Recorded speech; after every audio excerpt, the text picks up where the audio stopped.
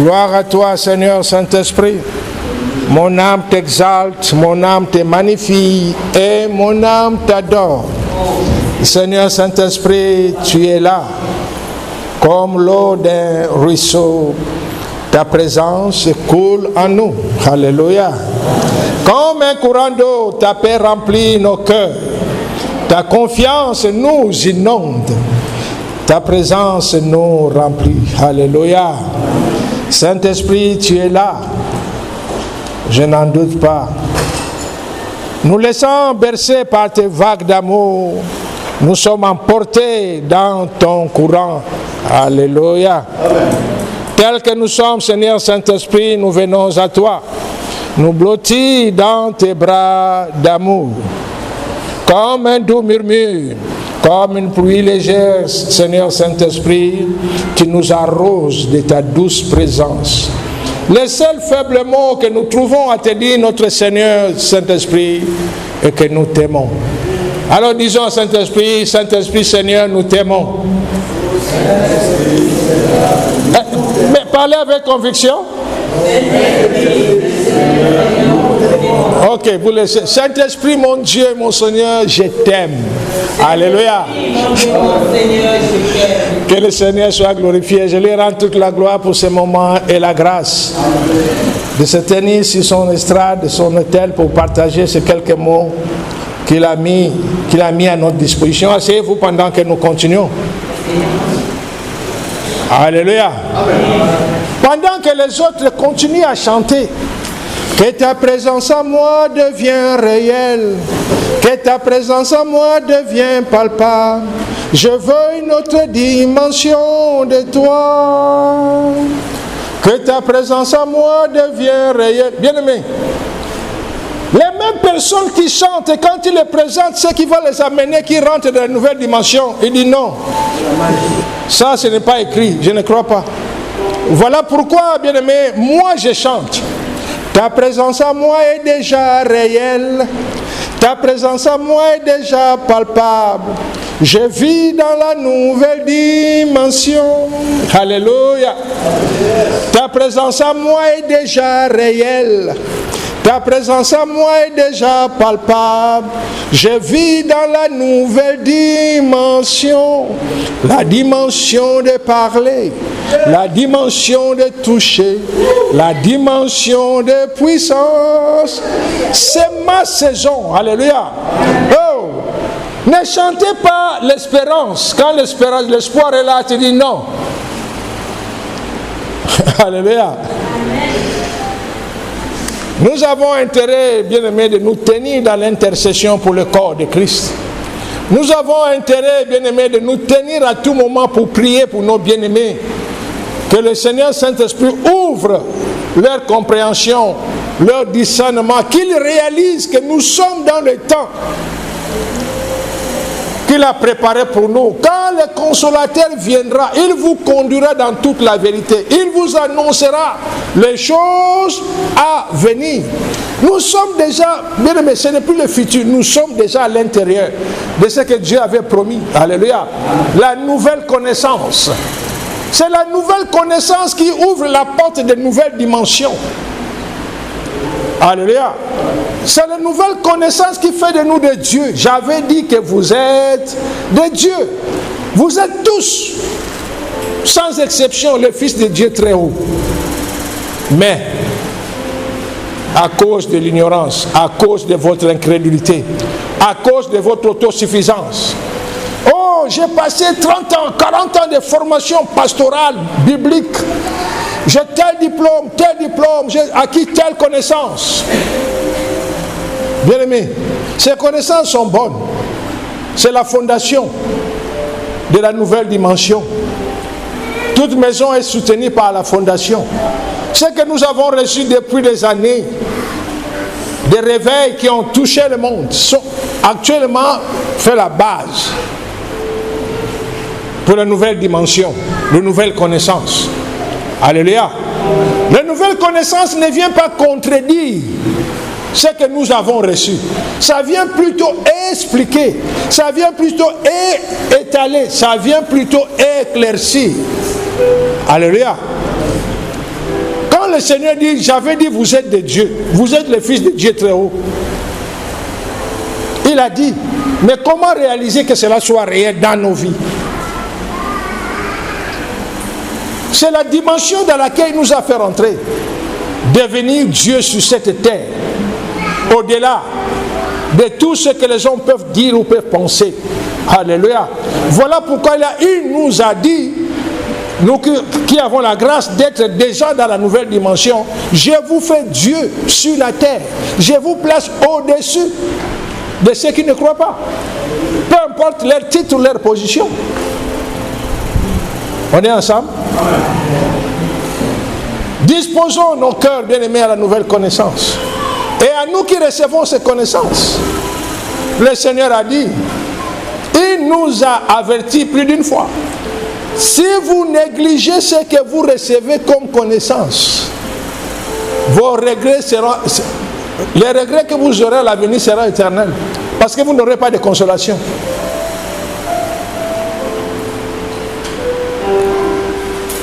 Il est mieux de n'avoir pas reçu, mais recevoir et négliger.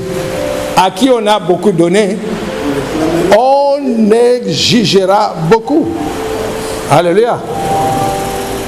Là où nous sommes, nous ne sommes pas là pour juger les autres. Nous ne sommes pas là pour condamner ceux qui ne sont pas encore à l'intérieur. Notre devoir est de les encourager. Notre devoir est de nous tenir dans l'intercession, nous tenir dans la prière. Que leur compréhension, que les yeux de leur esprit s'ouvrent. Si notre évangile est encore voilé, il est voilé pour ceux qui périssent. Et rappelons-nous, bien-aimés, Dieu nous a parlé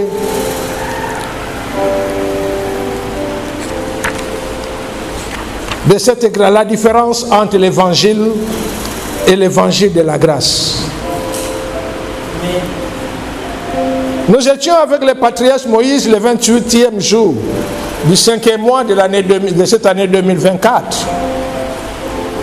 où le patriarche Moïse nous a éclairci sur l'évangile, la bonne nouvelle et l'évangile de la grâce. Ce que nous avons reçu à la nouvelle naissance, que le corps de Christ a reçu en général, c'est l'évangile. Alléluia. Je n'ai point honte de l'évangile, c'est la puissance de Dieu. Je n'ai point honte de l'évangile, c'est la puissance de Dieu pour le salut de quiconque croit. Alléluia. Et Romains 1, 16 et 17 nous dit, car je n'ai point honte de l'évangile. C'est une puissance de Dieu pour le salut de quiconque croit, du juif premièrement, puis des grecs, parce qu'en lui est révélée la justice de Dieu par la foi et pour la foi. Selon qu'il est écrit, le juste vivra par la foi. Bien-aimés, en écoutant l'évangile et en recevant l'évangile ou la bonne nouvelle, cela nous amène à la nouvelle naissance, à accepter Jésus-Christ comme Seigneur et Sauveur. C'est par grâce que nous sommes sauvés. Alléluia. Maintenant, l'évangile de la grâce est l'évangile qui est lié à la nouvelle connaissance. Pourquoi le Seigneur ajoute cet évangile, évangile de la grâce? Parce que nous recevons des choses qui nous amènent à des dimensions que nous pouvons nous tenir à cette dimension-là que par la grâce. On est ensemble? L'évangile de la grâce est lié à la nouvelle connaissance. Pourquoi? Parce que la nouvelle connaissance nous amène à des dimensions. La nouvelle connaissance nous révèle d'une puissance que l'évangile que nous avons reçu avant ne pouvait pas le faire à nous. Mais en recevant la nouvelle connaissance, Dieu nous met en nous la puissance qui est au-delà de notre imagination. Dieu met en nous l'autorité qui est au-delà de notre imagination. Dieu ouvre ce qui était enfoui, caché, couvert en nous depuis la création. Faisons l'homme à notre image, selon notre ressemblance, et qu'il domine. Voilà toutes ces choses.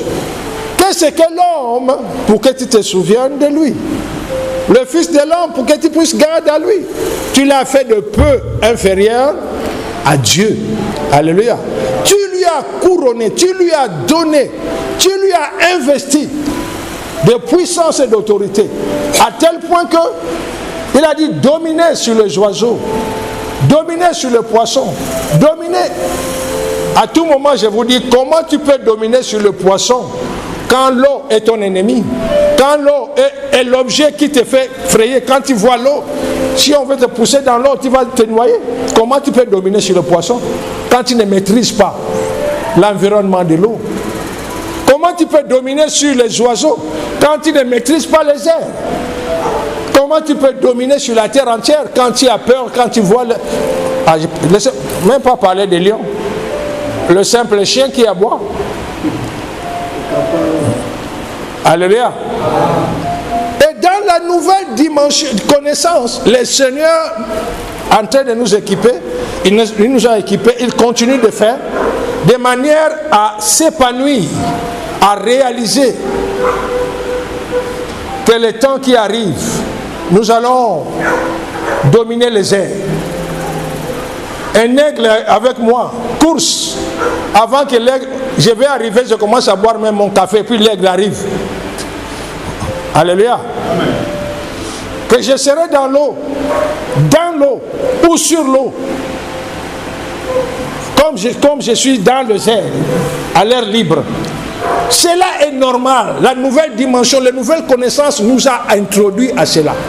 Alléluia. On est ensemble? Et tout cela est par la grâce. Alléluia. Afin que nous ne nous tenons pas pour dire que je suis un X-Man, je suis un superman, je suis un super-homme. Non. C'est simplement la grâce. Parce que le Seigneur a dit, avant qu'il vienne chercher son église, il vient chercher quel genre d'église? Hein? Le Seigneur vient chercher quel genre d'église? Une église glorieuse. Alléluia. Quand on dit glorieuse, c'est-à-dire quelqu'un qui reflète la gloire. Vous pensez qu'avec les mêmes connaissances que nous avons reçues, hein, depuis que l'évangile est là, depuis que nos pères ont commencé les premiers réveils, le deuxième réveil, le troisième réveil, peut nous préparer à avoir une église glorieuse? Aujourd'hui, telle dénomination critique telle dénomination, tel homme de Dieu se tient pour critiquer tel homme de Dieu, tel ceci se tient là pour dire non, notre communauté est le meilleur. C'est ce genre d'église là que le Seigneur viendra chercher. Il dit, je viens chercher une église glorieuse. Une église glorieuse ne peut être glorieuse que par la nouvelle connaissance qu'il a mis à notre disposition. On est ensemble? L'œil n'a point vu, l'oreille n'a point entendu, ce n'est même pas monté dans le cœur de l'homme. Les choses que Dieu a préparées pour nous, pour son église. Alléluia. Voilà la grâce, bien-aimés, dans laquelle nous sommes.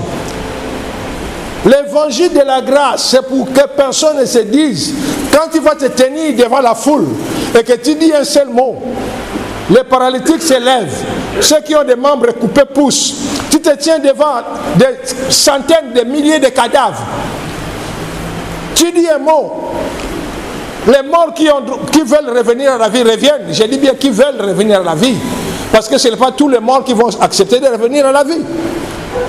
Pourquoi? Dieu nous a montré, exceptionnellement par rapport à moi. Dieu m'a fait grâce, il commence à me faire grâce. De me faire connaître quand l'homme est sur la terre et lorsque l'autre n'est plus sur la terre, il est de l'autre côté. Il y a des personnes qui se trouvent dans des positions aussi glorieuses que le dire de revenir sur la terre.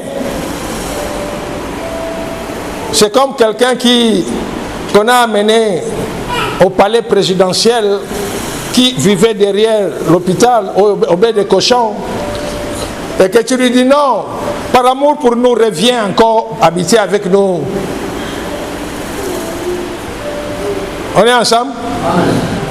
L'homme qui habitait les bas-fonds là, venez voir des dragons en bas. Oh, à l'époque là, quand il y a la pluie là, Chacun monte sur la chaise, monte sur la table, parce que l'eau a débordé de partout. Dieu te fait grâce de quitter de la bassesse au palais. Les autres ne savent pas, ne voient pas là où tu es. Mais ils commencent à appeler, non, reviens. Reviens, tu nous manques. On est ensemble. Voilà pourquoi j'ai dit, quand le temps viendra, il y a des cadavres qui ne vont pas accepter de revenir sur la vie. Alléluia. Je vous ai déjà raconté. Dieu nous a montré le futur de certains hommes de Dieu. Un homme de Dieu, une femme de Dieu gabonais. Cet homme est vivant, cette femme est vivante. Mais il nous a montré ce qu'il a préparé pour eux. Il a dit, voici mon serviteur tel. Voilà son carnet de service. Il a coché, il a accompli. Donc il a pratiquement terminé ce qu'il devait faire pour la gloire de Dieu sur la terre. Il dit, voilà ce que j'ai préparé pour lui. Quand j'ai regardé, il dit, hé Seigneur, c'est là où on doit dire merci à Dieu pour l'ignorance. C'est pas contradictoire. C'est vrai, c'est écrit, mon peuple périt par manque de connaissance. Mais il y a des choses, quand tu prends connaissance, ta vie est troublée. Si cet homme de Dieu voit ce que Dieu a préparé pour lui de l'autre côté, la gloire qu'il attend là-bas, il va perdre le goût de vivre. Il va commencer à dire, Seigneur, je suis prêt, prends-moi, non. Seigneur, ce n'est pas encore arrivé. Seigneur, ce n'est pas encore le temps. Parce que ce qu'il a préparé pour lui là-bas est grandiose. Mais cet homme de Dieu ne sait pas. Mais à tout moment, quand j'ai l'occasion de le voir, ou bien à la télé, je regarde et dis, hey, si tu savais. Alléluia. De la même façon avec cette femme de Dieu. Dieu l'a préparé. Au fait, quand on nous a présenté sa place auprès du Seigneur, waouh!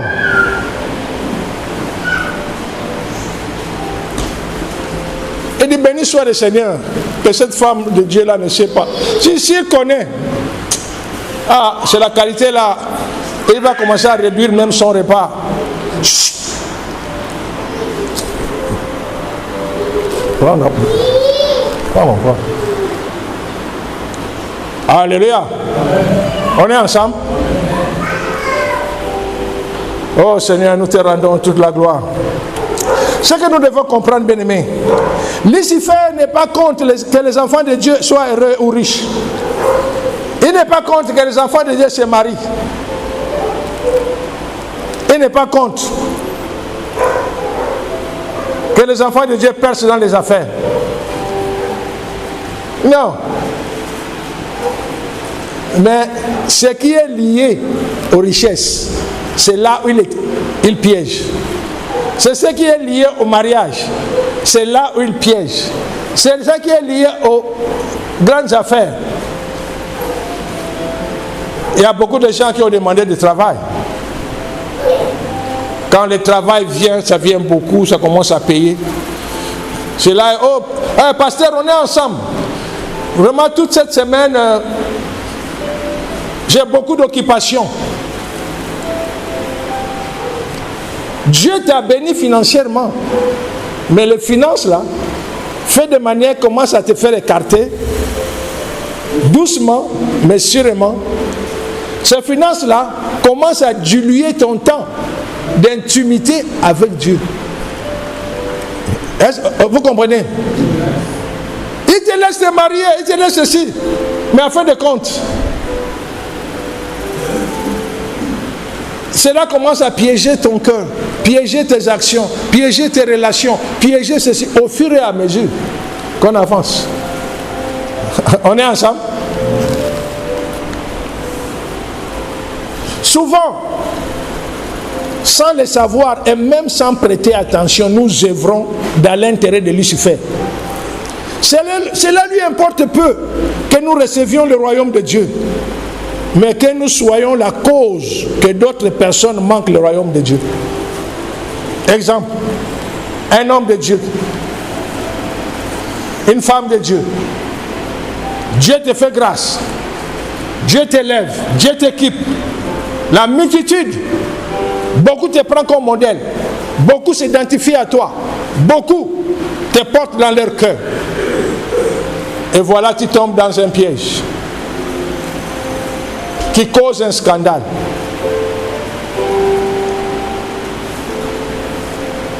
Ceux qui te mettaient confiance, leur cœur sera touché. Ceux qui s'identifient à toi, beaucoup seront troublés. Il y a eu des cas comme ça qui se produisent. La conséquence, c'est la multitude de ces personnes dont le cœur rentre dans le trouble. Même si toi tu te répands et que tu te réconcilies avec Dieu, mais la multitude là, dont le cœur a été... Voilà ce que Lucifer. Il peut te laisser être élevé. Mais il prépare des petits pièges. Si tu ne parviens pas à te maîtriser, à passer dessus, ça peut causer les dégâts que la multitude des âmes sont affectées. Et c'est là où Lucifer commence à jubiler. Parce qu'il y a des situations, bien aimées. Si Dieu te dit, à cause de toi, tel sont partis en enfer, va les chercher. Tu feras comment? La route de l'enfer, tu ne connais pas. Et partir en enfer, ce n'est pas sûr que tu vas remonter. Hein? On fait comment? Vous comprenez? Toi, tu peux te repentir. Tu peux te réconcilier avec Dieu. Mais les dégâts que tu as causés, comment réparer?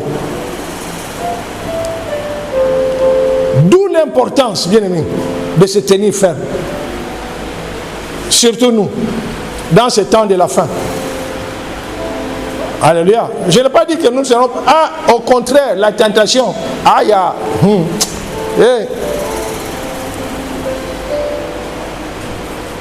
Tu passes comme ça, là, tu regardes, tu dis... pardon, tourne la tête. Tu regardes comme ça, là, ton cœur commence à faire... Tu dis, bien aimé, il y a une réalité. Personne ne trompe personne. C'est une erreur de dire que je vais tromper ma femme, elle a trompé sa femme, ou bien sa femme a trompé son mari. Non, chacun se trompe soi-même. Est-ce que vous comprenez?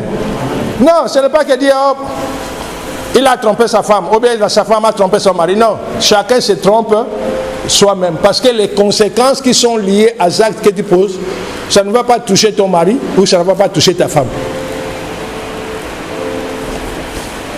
Ça va l'affecter si la chose est publique. Mais à partir du moment où tu penses que tu es bien caché, que personne ne t'a vu, le fardeau que tu auras dans le cœur, ce sera dans le fardeau de ton mari ou de ta femme. Hein? Les jongleries qu'il faut faire, ce sera pour ta femme ou pour ton mari. On est ensemble? C'est dur pour nous. On doit supporter. Les épreuves sont là. La pression est là. Mais quand nous chantons, élevons Jésus. Attends. Élevons-le plus haut. Attends, soulevons un peu les mains. Vous êtes sûr que là, où ta main t'arrête là, c'est vraiment la place qu'il faut pour élever Jésus? Hein? Tu dis élevons-le. Tu es en train d'élever la main, non? Mais regarde là où ta main t'arrête. Au-dessus de toi-même, il y a la toiture. Au-dessus de toi-même, il y a le nuage. Vous pensez que cela est suffisant pour élever Jésus? Quand nous disons élevons Jésus, c'est-à-dire mettons Jésus en première place dans tout ce que nous faisons, dans tout ce que nous aimons. Est-ce que vous comprenez? Élevons Jésus, c'est-à-dire face à... Vous voyez, à tout moment où mon cœur est sous pression, ou bien je vois la tentation là, je dis oui Seigneur, oui je peux le faire, mais est-ce que ça va t'honorer? Je vais le faire, mais Au fait, j'ai pris, je ne sais pas par rapport à vous, hein, je prends tellement conscience de ceux-là qui sont avec nous. Moi, je sais. J'ai avec moi les anges, certains patriarches et certains esprits que Dieu a mis à ma disposition, qui m'aident, qui m'accompagnent, qui me conseillent, qui m'encadrent. En permanence, on est ensemble. Bon, maintenant, quand j'arrive devant ce genre de situation et que j'accepte de me tromper, quelle est leur position? On est ensemble? Quelle est leur position? On est ensemble? C'est là où on cherche premièrement la gloire de Dieu. Oui, le cœur va faire, le corps va faire, mais je dis pour la gloire de Dieu, que mon cœur saigne. On est ensemble? Bien aimé, la pression ne fait qu'augmenter parce que nous sommes vers la fin. La fin de cette première partie pour rentrer dans le temps de pratique. Des multitudes des yeux sont là en train de nous guetter. Où tu peux dire que personne ne me voit. Ah! J'ai enlevé cette théorie-là depuis quand j'ai appris conscience comment la terre enregistre tout ce que nous faisons. Et dans certaines situations où nous avons eu les palabres avec Lucifer et avec certaines personnes, et nous sommes partis devant les justes juges. Il y a eu des affaires qu'on est parti au tribunal de Dieu. Et quand on arrive au tribunal de Dieu, je vous ai déjà raconté cela. Quand il y a une situation et que vous êtes devant le tribunal de Dieu, ce n'est pas que, bon, toi, qu'est-ce qui s'est passé? Toi, tu as fait quoi? Et tu te tiens, commence à dire, non, la situation était que le jour-là, moi j'ai fait ceci, ou j'étais là-bas, ou j'ai dit ceci. Non. Ça ne se passe pas comme ça devant le tribunal de Dieu. Quand on est devant le juste juge, l'accusé et le plaignant, par rapport au plaignant,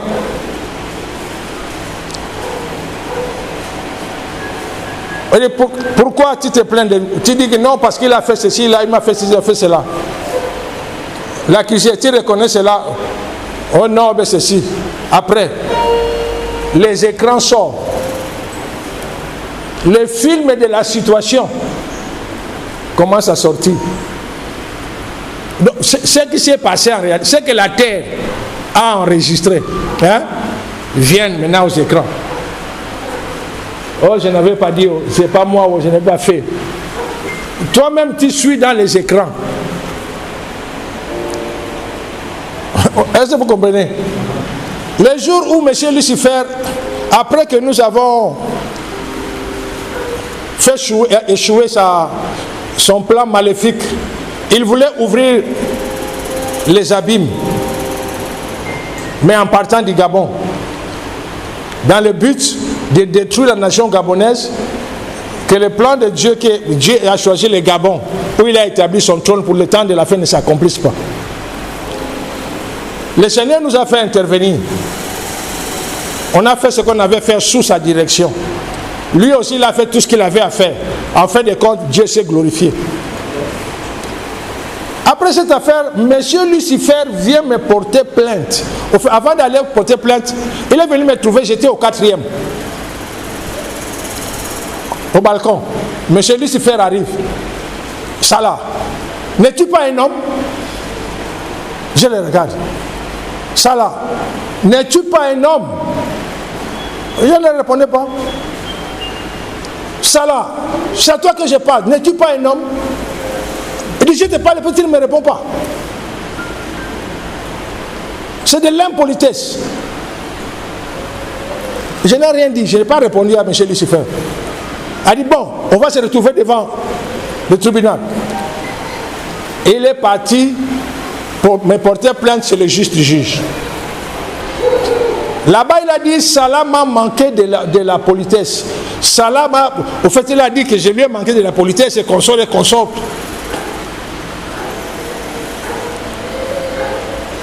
Pourquoi Salah a intervenu? dans un combat qui était un combat des anges, entre lui et les anges de ceci. Le Seigneur juste me pose la question, ça l'a-t-il manqué de respect à Lucifer? Je dis non. Et de là, toutes les fois qu'on a eu à discuter avec lui, tout commence à sortir. À tout moment qu'on a eu échange de paroles avec Lucifer, commence à sortir dans les écrans du Seigneur. Écran par écran, jusqu'à ce que cette phase-là est arrivée, quand il est venu me parler.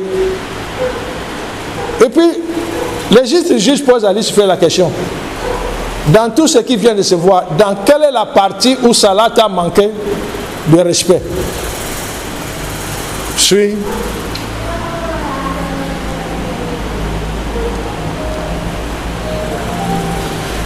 C'est comme ça que la sentence est tombée. Il y a eu beaucoup de cas comme ça où j'étais au tribunal. Lucifer contre moi.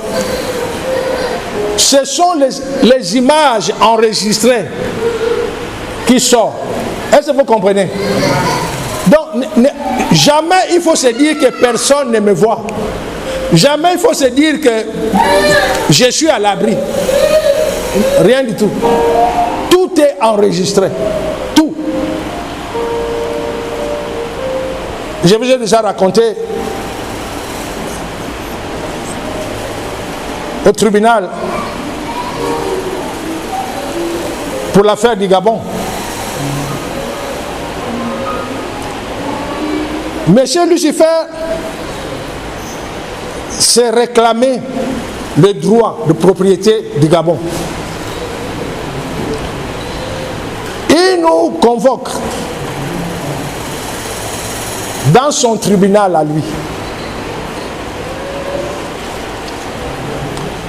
Et de là, je me suis tenu, je dis l'affaire doit être passée au tribunal de Dieu.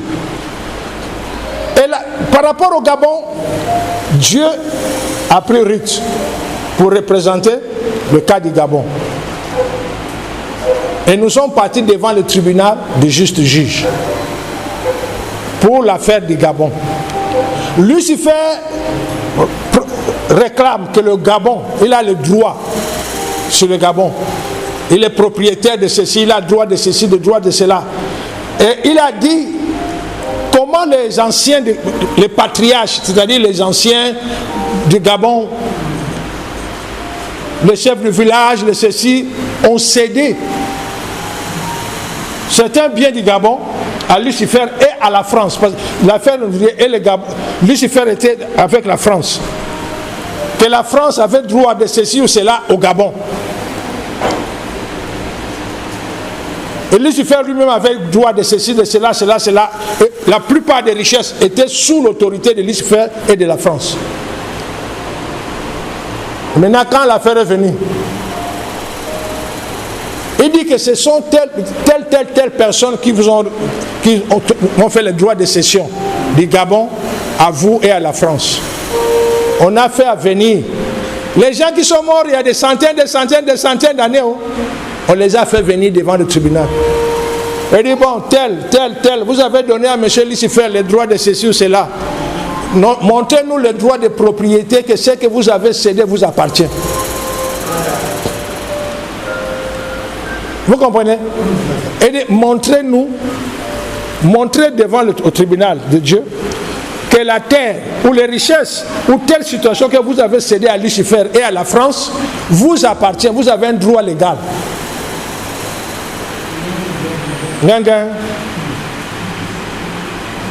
Et dit, quand tu prends ou tu achètes une chose à un voleur, tu es un receleur. Et les voleurs et les receleurs sont condamnables. C'est comme ça. Tous les papiers, tous les documents que la France avait fait signer au Gabon, tous les documents que Lucifer avait fait signer aux autorités gabonaises et aux anciens, les patriarches de Gabon, ont été ramenés. Il dit amenez tout. de toutes les richesses que vous avez avec vous, qui appartient au Gabon, amenez. Est-ce que vous comprenez? Les jours-là, tous les papiers, et ce que les anciens avaient signé, et ce que l'ancien président Omar Bongo avait signé, et tous ces papiers-là, tous ces documents-là, tous ces traités-là, sur place, cela a été consumé, et les biens du Gabon renvoyés à la nation gabonaise. Alléluia. Bien aimé, jamais il faut se dire que personne ne me voit. Jamais il faut se dire que personne ne sait. C'est à partir de cette situation, cela fait de manière, je ne peux pas me dire qu'on ne me voit pas. On est ensemble? Quelle que soit la pression dans laquelle nous sommes, bien-aimés, mettons le Seigneur en premier. Réalisons qu'il est au-dessus de tout. Je n'ai pas dit que nous n'avons pas de faiblesse. Et s'il est arrivé que tu as cédé, que tu es tombé, ne reste pas par terre. Cette fois, le juste tombe. Cette fois, il se relève. Alléluia. Il peut arriver que je peux céder, je peux tomber, mais je ne dois pas rester par terre. Oh, vraiment, oh, non. Lève-toi et continue la marche. On est ensemble? Ce que nous devons réaliser, mes bien-aimés, celui qui reçoit l'évangile de la grâce ne peut pas s'enfler d'orgueil. Il ne doit jamais juger. Celui qui ne juge pas n'offense pas non plus. Je recommence. Celui qui reçoit l'évangile de la grâce ne peut pas s'enfler d'orgueil. Il ne juge pas. Celui qui ne juge pas n'offense pas également. Lorsque nous partageons l'évangile de la grâce, cela nous amène nous-mêmes à comprendre l'amour infini de Dieu. Pourquoi? C'est par amour, par sa grâce, que nous sommes ce que nous sommes devenus. C'est par son amour et par sa grâce. On est ensemble? Amen. Maintenant, femmes, bien-aimés, la pression est là. Beaucoup de raisons, beaucoup d'opportunités nous seront données. Ou de bonnes opportunités, ou des opportunités qui peuvent être des pièges. Mais réalisons. Quand nous réalisons que cela va piéger ma relation avec le Seigneur, cela va m'écarter, ou cela va faire de manière que, alors il faut réfléchir deux fois avant de poser l'acte. Alléluia. On est ensemble? Alors levons nos bien-aimés, rendons les actions de grâce à notre Dieu pour l'évangile de la grâce dans laquelle nous nous trouvons. C'est sa grâce qui nous maintient dans cet évangile. C'est sa grâce qui nous équipe. C'est sa grâce qui nous prépare. C'est sa grâce. Élevons nos voix, rendons les actions de grâce à notre Dieu.